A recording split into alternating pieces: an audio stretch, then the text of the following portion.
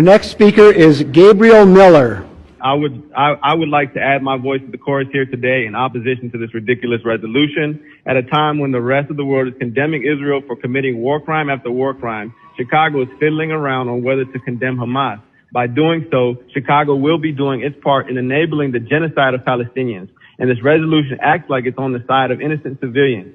So in that case, I'd like to ask, are you considering a resolution condemning Israel for using white phosphorus against the civilian population? Are you considering condemning Israel for its planned war crime of forced removal of 1 million Palestinians from northern Gaza?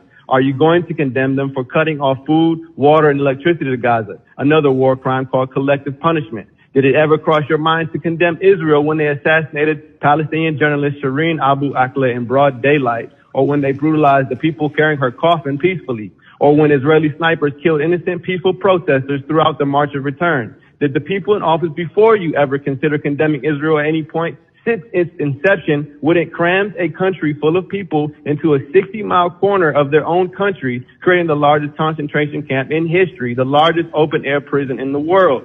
The answer is a resounding no. You never considered it, nor did your ancestors. But unfortunately for you, times have changed. The world is increasingly aware of the crimes of Israel and increasingly aware of the framework of politicians who enable their continued apartheid by resolutions such as these. And in a city like Chicago, with majority black and brown people who have experienced the apartheid-like conditions of oppression in the United States, a generation of young people have emerged who understand immediately that we have everything in common with the Palestinian people and nothing in common with the brutal Zionists under who they suffer. A generation of people who are not surprised when we find out that our politicians, up to our president, spread lies about 40 babies being beheaded in order to rationalize genocide. We're only surprised that they're forced to walk those lies back. But of course, the damage is done. People are still spewing the debunked lies about rape and massacre of babies, even here in this very meeting, when actually there is endless evidence of Israel having killed over 500 babies in the last 48 hours alone, having dropped more bombs in 24 hours than the U.S. dropped on Afghanistan in 1 year.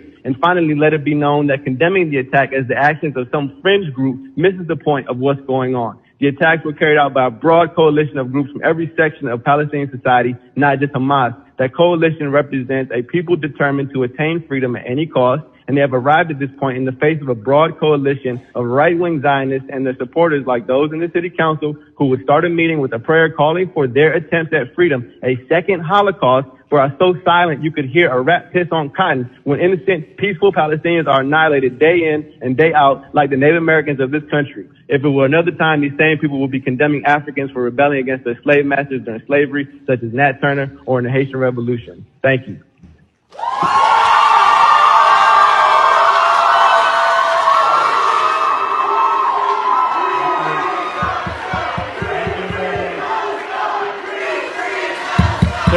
Thank you. Please.